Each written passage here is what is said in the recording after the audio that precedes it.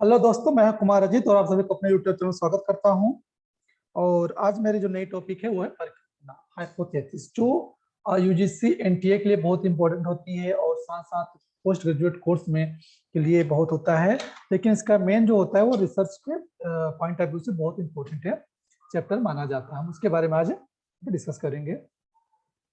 जो हमारा होता है कि जो परिकल्पना होता है वो तर्क करने के किसी बात का कल्पना करना, किसी बात पर तर्क करना। किसी को हम लॉजिकली अगर बातचीत करते हो तो उसके बारे में तर्क करना ही हमारे ख्याल से कल्पना होता है। तो अनुमान लगाना, गेस करना कि हाँ, अगर हम आसमान बादल देख के गेस करते हैं कि हाँ पानी बरसने वाला है तो मे बी ज्यादा बरसे, हो सकता नहीं भी बरसे, बट दैट इज गेसेबल। यहाँ क्या है, अल्टरनेटिव ऑप्शन है कि यहाँ पर हो सकता है, नहीं हो भी सकता है। तो अनुमान लगाना भी क्या होता है, हमारा हाइपोथेसिस होता है। ओके, हाइपोथेसिस का कुछ यहाँ पर बारे में दिया हुआ है कि जो हाइपोथेसिस शब्द है, परिकल्पना जो शब्द है, ये परि और कल्पना दो शब्दों से मिलकर बना है। ठीक है, दो शब्दों से मिलकर बना है। परि का अर्थ होता है चारों तरफ, ठीक है, और कल्पना का चिंतन करना। तो सपोज करें कोई ऑब्जेक्ट है, ठीक, इसको चारों तरफ से हमें क्या करना है, कल्पना करना है। तो इस प्रक्रिया को और यह इस तरीके से करके अगर आप किसी समस्या का उसका समाधान कर सकते हैं तो ये क्या है, परिकल्पना है। और परिकल्पना जो होता है, यह अनुसंधान जो रिसर्च था उसका मेन पहलू और दूसरा स्तंभ माना जाता है, मतलब सेकंड चैप्टर माना जाता है। ठीक है, और इसका तात्पर्य यह है कि किसी समस्या के विश्लेषण और परिभाषीकरण करने के लिए अगर कोई समस्या है, आप उसको लॉजिकली किसी सामने प्रेजेंट करते हैं कि हाँ यह समस्या है और इसका क्या कारण हो सकता है, इसका क्या प्रभाव पड़ सकता है इसके ऊपर। ठीक है, मतलब कोई ऑब्जेक्ट है उसको हम देखते हैं क्या कारण क्या प्रभाव हो सकता है, रीजन और उसको में जो इफेक्ट होता है हमको देखते हैं। क्यों, हम अनुमान लगाते हैं, गेस करते हैं, तर्क रखते हैं। अर्थात हमारे पास एक कोई समस्या है, उसको निश्चित रूप से उसको परीक्षण करते हैं, क्या क्या है क्या नहीं है, इस बेस पर हम उसको निष्कर्ष निकालते हैं कि हाँ ये हो सकता है। अनुसंधान कार्य अगर हम इसकी बात करते हैं तो, ठीक है, बात करते हैं तो उसके निर्माण में जो हम परीक्षण की करते हैं, अगर हम कोई रिसर्च करना चाहते हैं तो बीच की प्रक्रिया है। अगर हम कोई स्टेटमेंट लिए हैं, रिसर्च प्रपोजल, रिसर्च समस्या लिए हैं, उसको हम कह रहे हैं रिसर्च समस्या है, हम ऐसे नहीं कह सकते। उसके लिए हम उस परीक्षण जो प्रक्रिया होती है उसको हम क्या करते हैं, परिकल्पना करते हैं। ठीक है, इसका मतलब यह क्या है, यह एक वैज्ञानिक विधि जिसके बल पर हम अनुसंधान कार्य को क्या करते हैं, उद्देश्य को पूर्ण करते हैं। अगर हम किसी परिकल्पना के अभाव में कोई अनुसंधान कार्य करते हैं तो क्या उसका उद्देश्य जो हीन होता है, कोई उद्देश्य अच्छा नहीं होता है। ठीक है,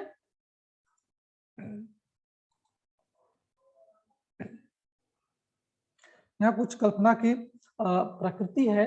जो कल्पना होता है वह है कि किसी भी परिकल्पना में प्रकृति रूप में हो सकती है और यह परीक्षण के योग्य होना चाहिए। इस शोध को समान विशिष्ट तरफ से जाना चाहिए, मतलब जनरल से स्पेसिफिक तरफ जाता है। और इसमें परिकल्पना करने के लिए हमारे पास शोध प्रश्नों का उत्तर मिलना चाहिए और साथ साथ यह ट्रूथ और लॉजिकली होना चाहिए। ठीक है, यह होता है कि इसका जो प्राकृतिक होता है, इसका जो स्वभाव होता है, यह नियमों के आधार पर यह ज्ञात किया जाता है कैसे प्रतिकूल है कि नहीं है। ठीक है, ये होता है इसका कुछ नेचर है जो कि हम हाइपोथेसिस के नेचर कहते हैं। यहाँ पे आता है कुछ कि जो हमारा हाइपोथेसिस का टाइप आता है, यहाँ शुरुआत में मेन, तो उसके पहले जो मैंने बताया आपको वो ऑटोमेटिक मैंने या फिर ऑलरेडी मैंने आपको पहले वीडियो में बारे में बता चुका हूँ। उसके नेचर और उसके टाइप, उसके मीनिंग, उसके कॉन्सेप्ट, यह सब परिकल्पना के प्रकार कितने प्रकार होते हैं। तो बेसिकली जो होते हैं वो तीन प्रकार होते हैं। ठीक, कितने, तीन। चरों की संख्या के आधार पर, चरों के विशेष संबंध के आधार पर, विशिष्ट उद्देश्य के आधार पर। ठीक है, यहाँ पर है तो हम एक एक चैप्टर पढ़ते हैं, मतलब एक एक प्रकार के बारे में पढ़ते हैं डिटेल से, क्या है क्या नहीं है। ठीक है दोस्तों, अगर वीडियो को अच्छा लगता है तो आप इसको ज्यादा से ज्यादा लाइक, कमेंट और शेयर करिए, क्योंकि यह चैप्टर बहुत इंपॉर्टेंट है फॉर द यूजीसी नेट के लिए और सभी विषय के लिए। ऐसा नहीं सिर्फ एजुकेशन, हिंदी सब नहीं, पूरे जितने सब्जेक्ट होते हैं, वो चाहे साइंस साइड का हो, चाहे आर्ट का हो, चाहे मैनेजमेंट का हो, चाहे कंप्यूटर साइड का हो, किसी भी तरीके का हो, सब में हाइपोथेसिस का प्रयोग किया जाता है। ठीक है, और हम आगे देखते हैं पहले टाइप में।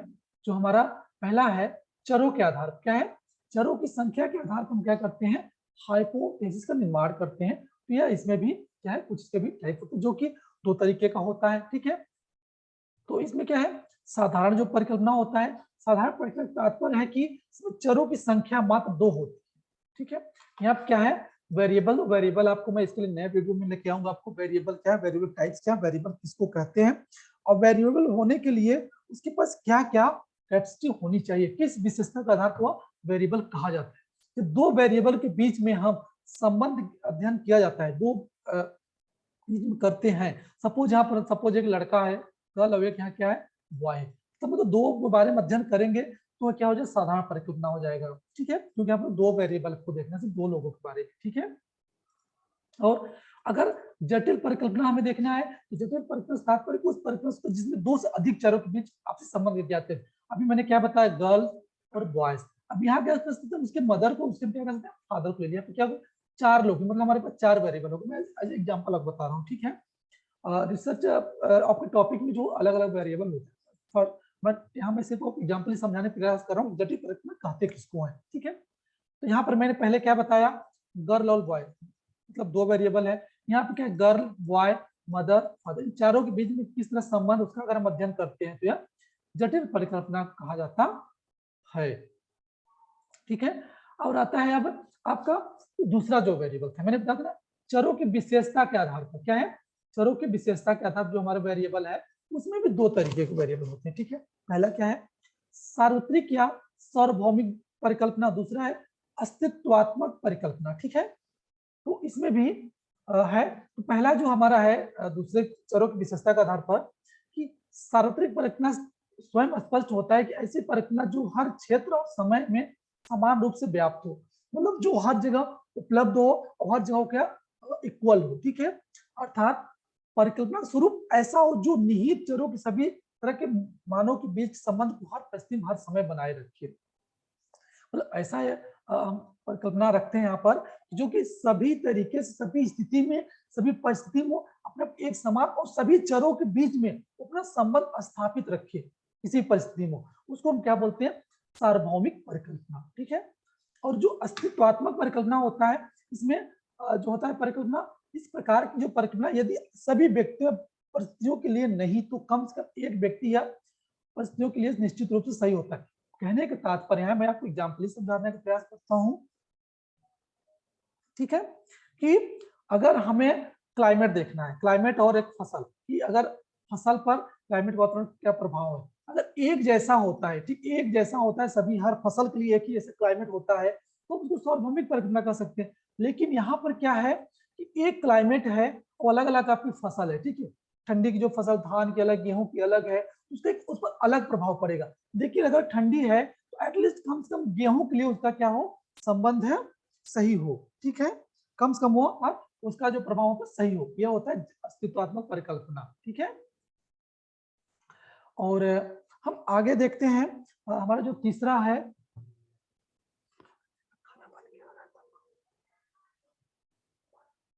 ठीक है, तीसरा हमारा है विशिष्ट उद्देश्य के आधार पर। यहाँ पर कि शोध परिकल्पना, ठीक है, शोध परिकल्पना है कि इसमें आता है, इसे कार्य रूप परिकल्पना कहते हैं, इसे हम क्या कहते हैं, कार्य रूप परिकल्पना कहते हैं। ठीक है, जो कि हम परिकल्पना भी कहते हैं, और यह परिकल्पना किसी न किसी सिद्धांत पर आधारित या प्रेरित होता है, किसी सिद्धांत किसी थियरी किसी पर ये पेश होता है।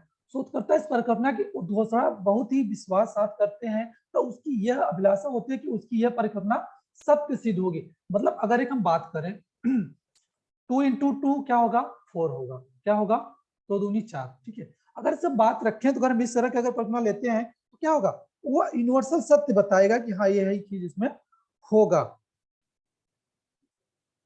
ठीक है, देन शून्य परिकल्पना आता है, शोध परिकल्पना तो शून्य परिकल्पना है। यह परिकल्पना जो होता है ठीक इसके विपरीत होता है।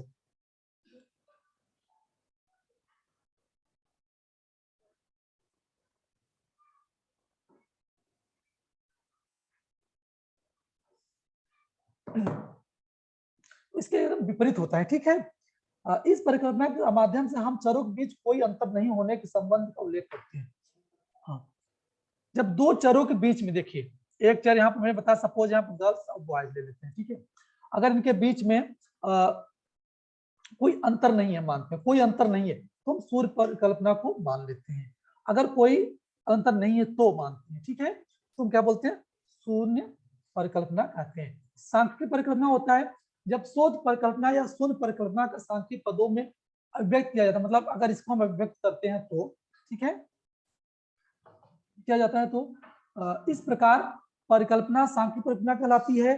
शोध परिकल्पना अथवा सांख्यिक परिकल्पना को सांख्यिक पदों में व्यक्त करने के लिए विशेष संकेतों का प्रयोग किया जाता है, ठीक है, मतलब सांख्यिक मतलब अल्फाबेटिक हमारा उनको न्यूमेरिकली होना चाहिए, ठीक है, विशेष संकेतों का हम प्रयोग करते हैं। शोध परिकल्पना के लिए हम H1, ठीक है, इसके लिए हम शोध परिकल्पना क्या करते हैं, H1 शो करते हैं परिकल्पना के लिए, और जो हमारा शून्य परिकल्पना होता है क्या करते हैं, H0 से शो करते हैं। मतलब कहने का जो लिखे अगर हम इसको H1 और H0 कर देते हैं तो शून्य परिकल्पना ये होता है, शोध परिकल्पना H1 होता है, ठीक है।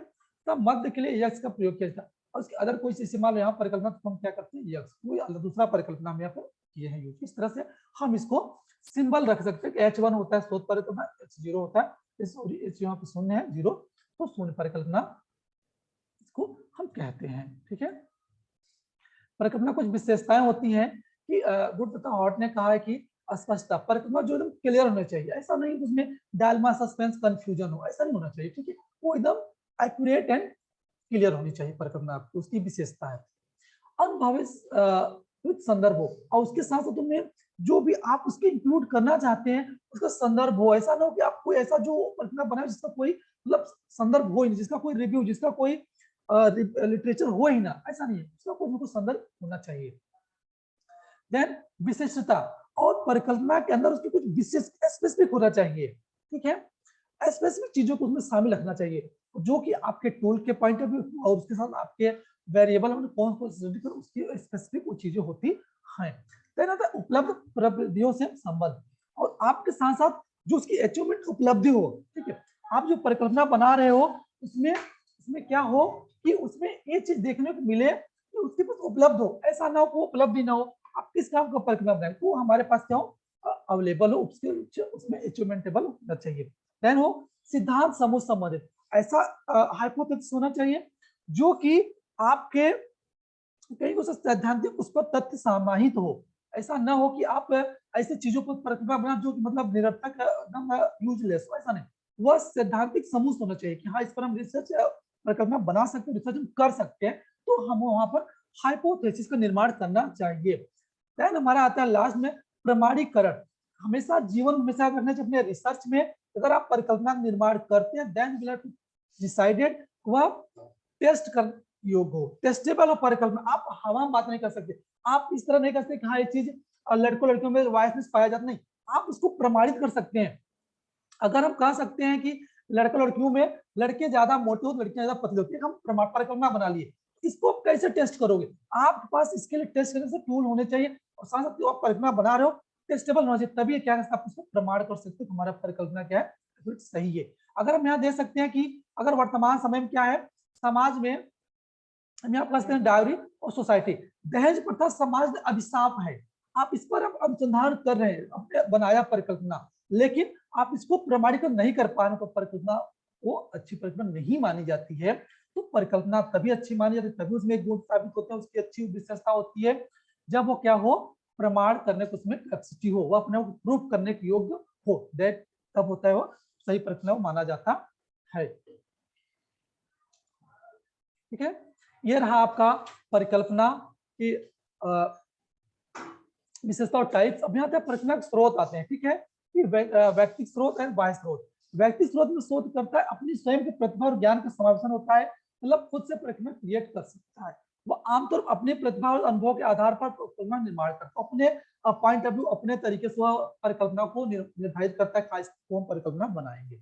बाह्य जो हमारा स्रोत परिकल्पना होता है वो होता है कि इसके अंदर साहित्य हो, कल्पना हो, कहानी हो, कविता हो, नाटक, उपन्यास, सिद्धांत, विचार, सुनी हुई बातें, नाटक, निवेदन आदि होते हैं, जिसके बेस पर क्या करते हैं परिकल्पना का निर्माण करते हैं, मतलब स्रोत है, हम यहाँ तरीके से परिकल्पना ले सकते हैं, यहाँ से सकते हैं, इसको हम कह सकते हैं एक तरीके से ये क्या आपका प्राइमरी हम कह सकते हैं, ठीक है, प्राइमरी परिकल्पना, देन हम कह सकते हैं इसको सेकेंडरी परिकल्पना, ठीक है, यहाँ इसको पीएस कह सकते हैं, प्राइमरी और पीएस और प्राइमरी सेकेंडरी परिकल्पना, इस तरह के दोनों हम इसको परिकल्पना के स्रोत मानते हैं। ठीक, जिस तरह पे डाटा कलेक्शन दो स्रोत होते हैं, प्राइमरी और सेकेंडरी, उसी तरह आपके परिकल्पना की दो स्रोत, एक आपका व्यक्तिगत जो आप खुद से अनुभव करते हैं as a researcher, as a अनुसंधानकर्ता बेस पर आप करते हो, देन दूसरा आप कहीं साहित्य के द्वारा परिकल्पना को अडॉप्ट करते हो, लेते हो। ठीक है, आपका रहा रिसोर्स ऑफ परिकल्पना, टाइप्स ऑफ परिकल्पना आपने मैंने देखा। ठीक है, और इसका कुछ संक्षिप्त विवरण है। ठीक है, परिकल्पना जो होती है वो हमेशा अध्ययन के लिए अनिवार्य है। ठीक है, अनुसंधान के लिए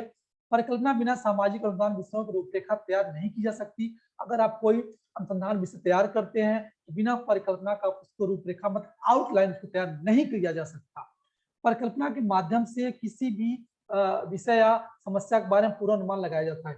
हम एक मान चलते हैं, जैसे मैंने पहले एग्जांपल दिया ना कि बादल देखकर आप कह सकते हो कि आज बरसात होगी, हो सकता है नहीं भी हो सकता हो भी जाए बरसात, तो पूर्वानुमान किए ना, इसे बोलते हैं अजम्पशन। अजम्पशन यही है। ठीक है, उसका मैंने बादल का एग्जांपल दिया, आप किसी टॉपिक किसी समस्या का एग्जांपल यहाँ पर दे सकते हैं भाई। ठीक है, तो वो क्या होता है परिकल्पना के बेस पर। परिकल्पना के माध्यम से किसी विषय की कार्य योजना तैयार की जाती है, तो हम उसके बेस पर हम मानते हैं कि हाँ बारिश होगी, हम उसके आधार पे काम करते हैं। अगर हम आसमान में खुली आसमान को देखकर एक असली बारिश नहीं होगा, तो हम उसके बेस पर हम क्या करते हैं योजना बनाते हैं। यहाँ पर दूसरा एग्जाम्पल, शायद आपको क्लाइमेट का एग्जाम्पल सुटेबल ना हो।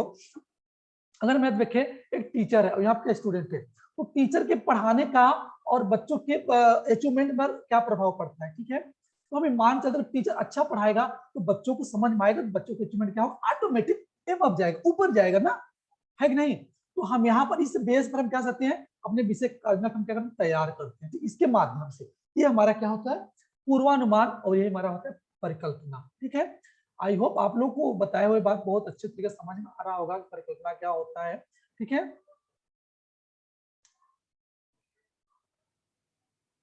दोस्तों आपको समझ में आया होगा ये संदर्भ मैंने जहां से कंटेंट उठाए थे, और मैंने आपके इस कम टाइम में आपको मैंने ज्यादा से ज्यादा बातें बताने का प्रयास किया हूं। अगर आपको समझ में आता है, आपको अच्छा लगता है, तो आप लाइक कमेंट सेक्शन में अपने दोस्तों। थैंक यू वेरी मच दोस्तों।